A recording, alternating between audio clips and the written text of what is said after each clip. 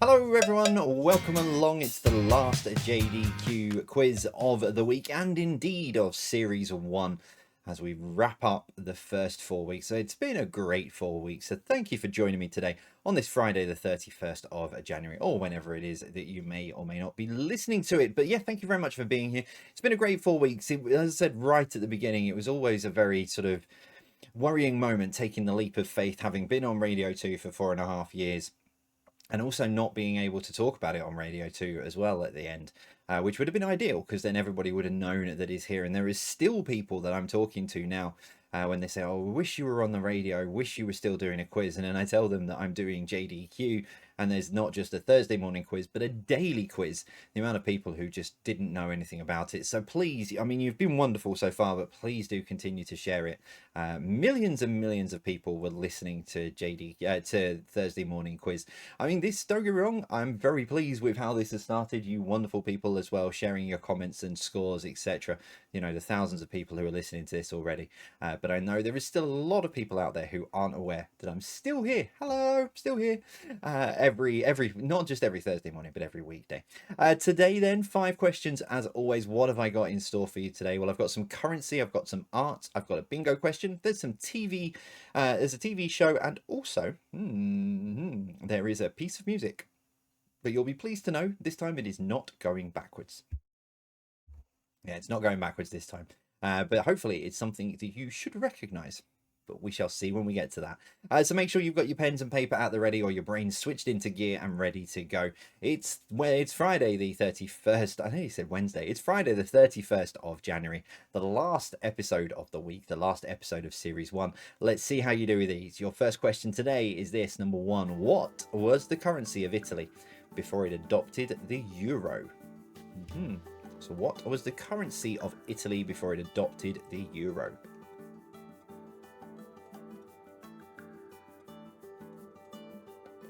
Question number 2 this morning. Who wrote the Canterbury Tales?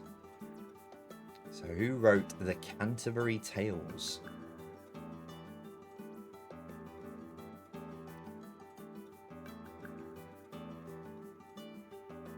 Number 3, key of the door represents which number in bingo?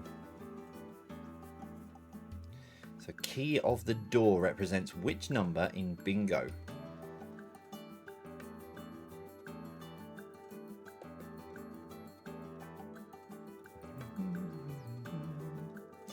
Number 4, with which TV group would you associate the phrase cowabunga? Just to clarify this again, because I know a few of you might go one way. Which TV group would you associate the phrase cowabunga? I think this is a throwback to one of the first couple of episodes of JDQ as well, actually, looking at this. But anyway, I digress. Let's move on. So, question number 5. It's a piece of music for you again this morning. Don't worry, it's not going backwards this time. I've got it going forwards. But it's quite simply this. Who composed this piece of music?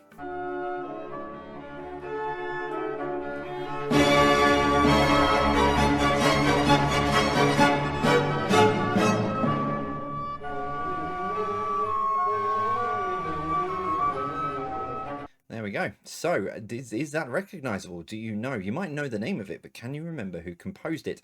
That piece of music again, just to keep the flow so you don't have to rewind. Here it is again.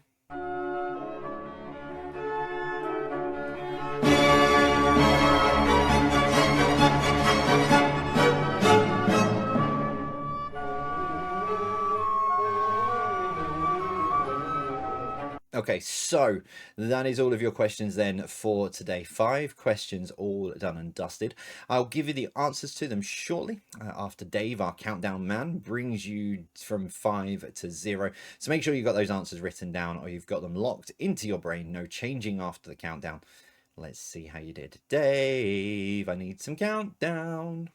5, 4, 3, 2, 1, 0. Right, okay, so there we go. That is your time up. Your answers should be ready, not changed. As I go into the answers for this quiz, your first answer then, number one, what was the currency of Italy before it adopted the euro? It was the lira. Number two, who wrote the Canterbury Tales? It was Geoffrey Chaucer. Number three, key of the door represents which number in bingo? It is 21. Key of the door, 21. 2 and 1, 21. Number four, which TV group would you associate the phrase cowabunga? It's the Ninja Turtles. Teenage Mutant or Mutant Turtles, depending on which sort of era you watch it from. But yeah, cowabunga. I know Bart Simpson occasionally says cowabunga, but he also says eat my shorts and some other really crazy things.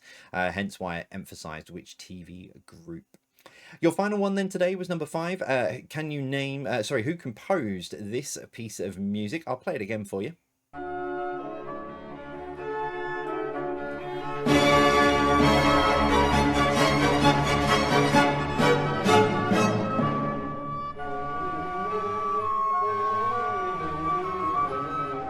Okay, so question zone number five then. That piece of music was, who composed it? It was Wolfgang Amadeus Mozart. That was, of course, the Marriage of Figaro. So well done then if you got that right. So there we go. That is all of your questions and answers, not just for today, but for week 4 of JDQ. So tot your scores up. How have you got on? Tiebreaker question then for you today is this. What is the highest numbered Mozart symphony? What is the highest numbered Mozart symphony? Remember, as always, nearest to it gets the point. So this isn't a question about how many symphonies Mozart has composed. This is the highest number to appear on his symphonies.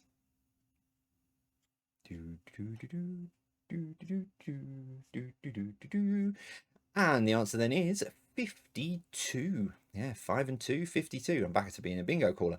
But yeah, 52 is the highest number of a Mozart symphony. That's not easy for me to say. There we go then, ladies and gents. That is all of your questions and answers. Like I said, not just for today, but also for week 4 of JDQ. So thank you, as always, for being here.